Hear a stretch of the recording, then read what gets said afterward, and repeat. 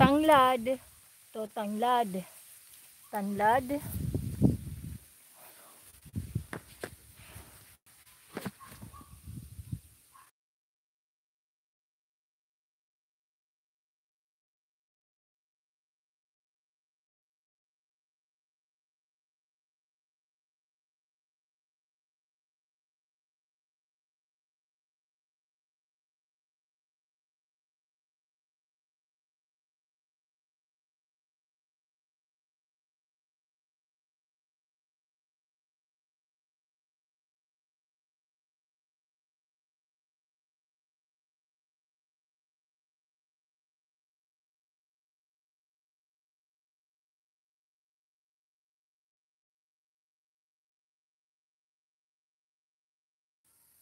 Ito po yung binahayan namin nung maliliit pa kami dito. Dati ang bahay namin. Ayan.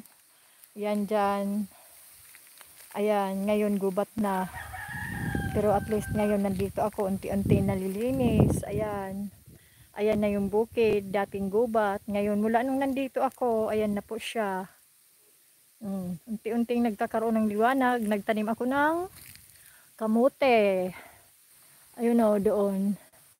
May tanim ako ng kamote. Tikang kan Mano Dimit. Binigyan ako ni Mano Dimit. Yung mga itatanim. Ayan. Yung puno ng santol. Ay, santol. Langka. Langka. Aywan ko kung ano ito. Kung kalamansi ba ito. Basta puno siya. Bayabas. Ayan. Ayan ang aking kubo-kubo.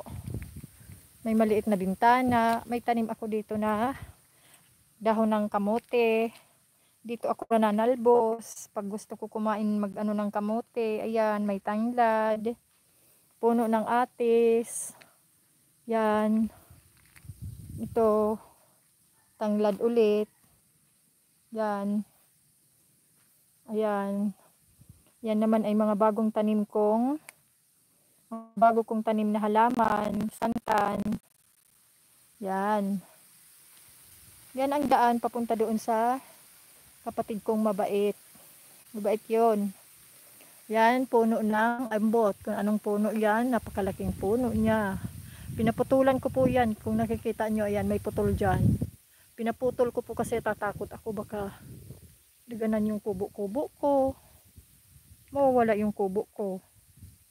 Kaya, ayun, pinaputol ko.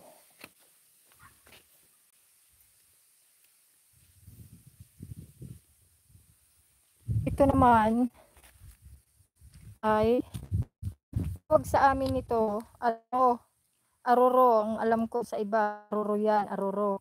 Aloro sa amin yan, aloro.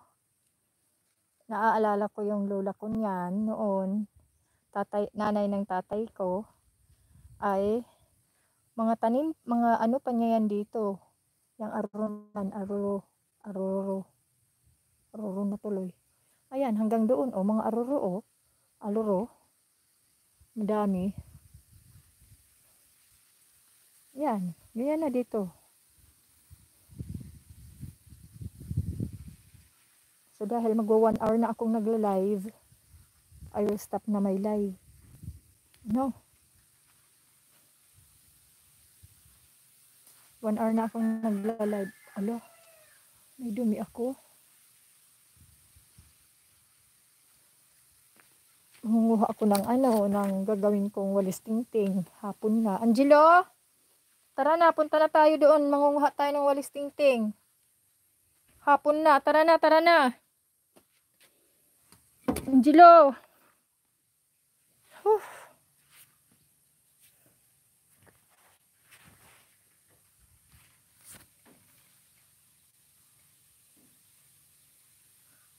Pasensya na kayo sa itsura ko. Hindi na talaga ako nag-ayos kasi nagdadamo nga ako, di ba?